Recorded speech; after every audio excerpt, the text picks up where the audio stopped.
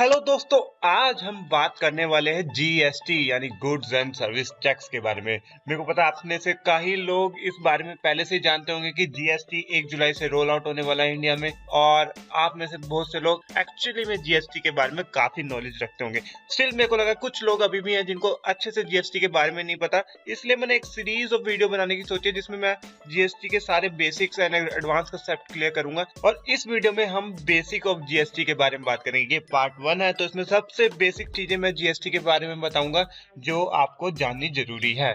तो जीएसटी है क्या?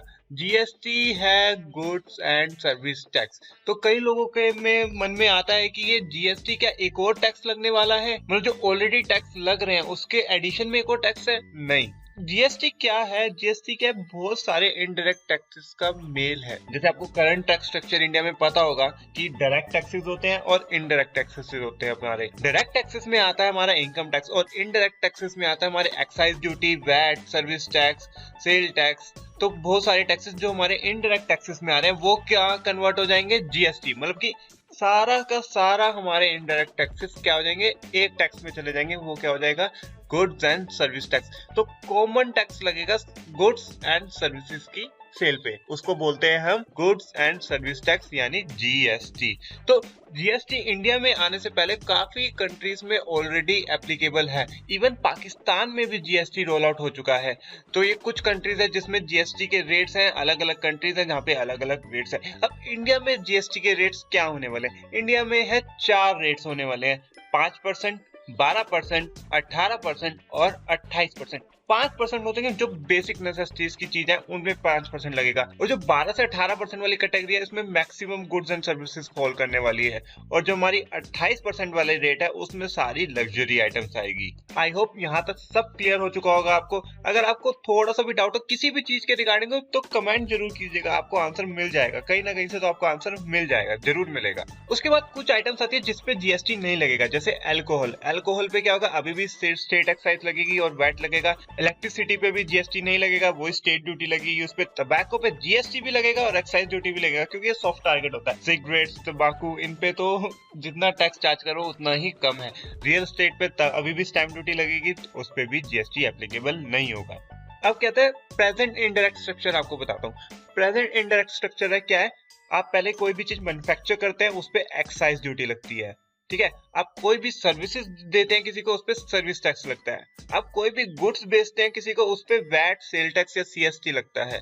और आप अगर कोई इंपोर्ट या एक्सपोर्ट चीजें करते हैं उस पे कस्टम ड्यूटी लगते हैं। और एंट्री टैक्स, एंटरटेनमेंट टैक्स तो आपको पता ही है कि एंटरटेनमेंट पे और एंट्री पे अगर कहीं से किसी स्टेट से किसी स्टेट में गुड्स जाते हैं तो आपने लिखा होगा चुंगी बनी होती है, तो उसे एंट्री टैक्स कहते हैं। तो ये है हमारा अभी करंट का इनडायरेक्ट टैक्स स्ट्रक्चर। अब इसको पूरे को कौन रिप्लेस करने वाला है? जीएसटी। कस्टम ड्यूटी अभी भी लगी। कस्टम ड्यूटी के बहुत सारे कंपोनेंट्स होते हैं, तो कुछ कंपोनेंट्स की जगह लेगा आपका जीएसटी, बाकी पे कस्टम ड्यूटी अभी भी लगती रहेगी। तो जीएसटी के हैं 3 कंपोनेंट्स। पहला कंपोनेंट था सीजीएसटी। सीजीएसटी क्या है? Central GST. As name suggest करता है, जैसे कि जो ये सीजीएसटी है इसका शेयर जाएगा सेंट्रल गवर्नमेंट के पास। उसके बाद आता है एसजीएसटी। एसजीएसटी क्या है? State GST. इसका शेयर जाएगा स्टेट गवर्नमेंट के पास। ये जो दोनों सीजीएसटी और एसजीएसटी है ये दोनों कब लगेंगे? जब आप एक ही स्टेट का सामान एक ही स्टेट में बेचेंगे। जैसे कि हरियाणा का डीलर है और हरियाणा के ही कंज्यूमर को सामान बेच रहा है, तो उस पे ये सीजीएसटी और एसजीएसटी लगेगा। उसके बाद आता है आईजीएसटी। आईजीएसटी क्या? Integrated GST. ये लगेगा जब आप एक स्टेट से दूसरे स्टेट में गुड्स बेचेंगे तब लगेगा। और इसका जो हिस्सा होगा वो किसमें शेयर होएगा? सेंट्रल और स्टेट में बराबर बराबर, या जो भी इनका टर्म्स होगी उसमें शेयर होएगा। सीजीएसटी किसकी जगह लेने वाला? सीजीएसटी उन टैक्सेस की जगह लेने वाला है जो सेंट्रल के पास जाते थे, जैसे कि excise duty, sale tax, service tax, उनकी जगह लेगा सीजीएसटी। ऐसे ही एसजीएसटी किसकी जगह लेगा? जो हमारे स्टेट के पास टैक्सेस जाते थे, like VAT, purchase tax, entertainment tax, luxury tax, entry tax, जो ये सारे स्टेट के पास टैक्सेस जाते थे वो उसकी जगह लेगा एसडीएसटी। जो हमारी सेंट्रल की रेवेन्यू थी वो सेंट्रल के पास रहेगी, जो स्टेट की रेवेन्यू थी वो स्टेट के पास रहेगी, और जो दोनों के पास शेयर होती थी वो आईजीएसटी में आ जाएगी। तो जीएसटी के कंपोनेंट्स को इस तरीके से बनाया गया है कि सेंट्रल को भी नुकसान ना हो, ना ही स्टेट को नुकसान हो। अब आपको मैं एक एग्जांपल लेके समझाता हूँ कि इंटरस्टेट सप्लाई क्या होगी और इंटरस्टेट सप्लाई होगी क्या होगी। अब देखिए कि एक लोकेशन से दूसरे लोकेशन पे अगर हम सामान बेच रहे हैं तो उस पे क्या लगेगा, CGST और SGST। मतलब हरियाणा में है, हरियाणा से ही सामान जा रहा है और हरियाणा में ही बिक रहा है, तो क्या लगेगा, CGST और SGST। इसमें क्या है कि जहाँ पे आपका ऑफिस रजिस्टर्ड है, उसका कोई वैल्यू नहीं है। आपका सामान कहाँ से बिका है और कहाँ पे जाके बिका है वो रिलेवेंट है। तो इसमें सिंपल है कि from one state to that state only. अगर दूसरे स्टेट में जाता है तो नहीं लगेगा CGST और SGST। इसी तरह अगर हम हरियाणा से पंजाब में सामान बेचते तो IGST लगता। IGST ऑब्वियसली हायर रेट होगा क्योंकि CGST और SGST का कॉम्बिनेशन होगा। आपको एक और बात बता दूं, जो ये दोनों पे टैक्स का रेट है वो सिमिलर होगा कि अगर SGST और CGST को ऐड कर ले तो वो IGST के इक्वल ही होगा।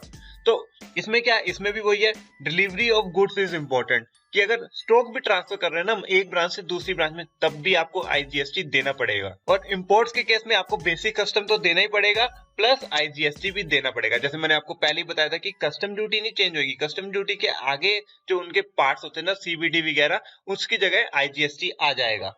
इसी तरह सर्विसेज पे भी, सर्विसेज अगर एक स्टेट से उसी स्टेट में ट्रांसफर हो रही है तो CGST और SGST लगेगा, सॉरी। और अगर एक स्टेट से दूसरे स्टेट में जा रही है तो IGST लगेगा। अब क्या है, प्रेजेंट सिनेरियो क्या था, अब आपको डिटेल में एग्जांपल लेके बताता हूं मैं। पहले क्या था, एक रॉ मटेरियल मैन्युफैक्चरर कंपनी थी, वो मैन्युफैक्चर करती थी कोई गुड्स, तो उस पे वैट लगता था और एक्साइज लगता था। आपको एग्जांपल है, 100 रुपए की वैल्यू लेके चलते हैं, उस पे 10 रुपए एक्साइज ड्यूटी लगती है और 11 रुपए वैट लगा था। ये मैं हाइपोथेटिकली ले रहा हूँ, ये एग्जैक्ट परसेंटेज नहीं है, तो ये समझाने के लिए हाइपोथेटिकली ले रहा हूँ मैं आपके लिए, ठीक है। तो उसकी इनवॉइस की वैल्यू होगी 121 रुपए की, ठीक है। अब उसने बेचा वो सामान जो हमारा फाइनल रॉ मटेरियल बनाने वाला है, जो हमारा फाइनल फिनिश्ड गुड बनाने वाला है, सॉरी।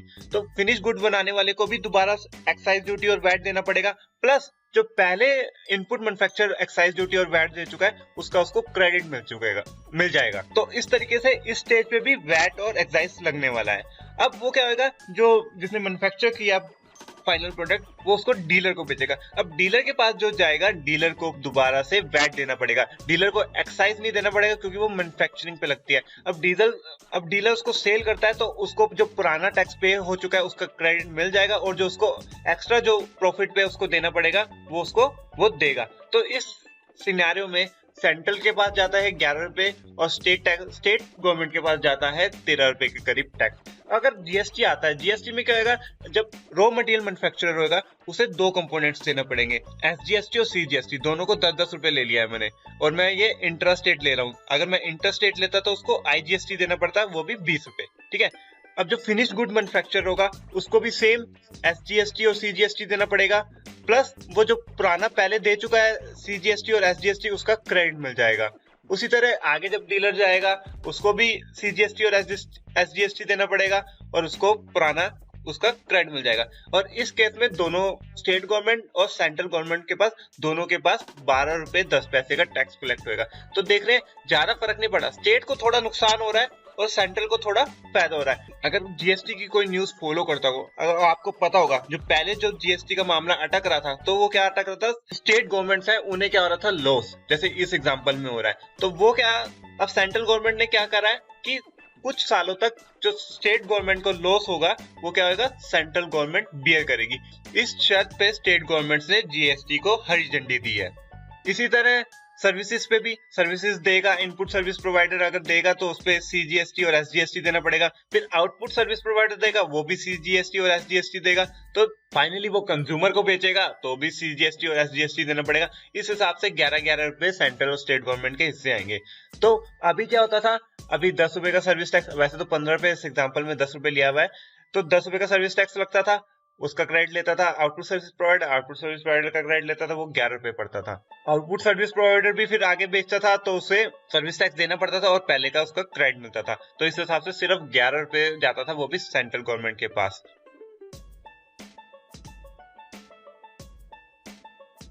तो GST के बेसिक्स में फिलहाल इतना ही था, पार्ट 1 है ये। इसके बाद मैं सीरीज ऑफ वीडियोस लेके आता रहूंगा, पार्ट 2, पार्ट 3, जिसमें मैं कुछ एडवांस कंसेप्ट समझाऊंगा आपको GST के। अगर आपको वीडियो अच्छी लगी तो प्लीज सब्सक्राइब कीजिएगा, और अगर आपके कोई क्वेश्चंस हो तो प्लीज कमेंट कीजिएगा। तब तक के लिए bye bye, signing off for the day, take care.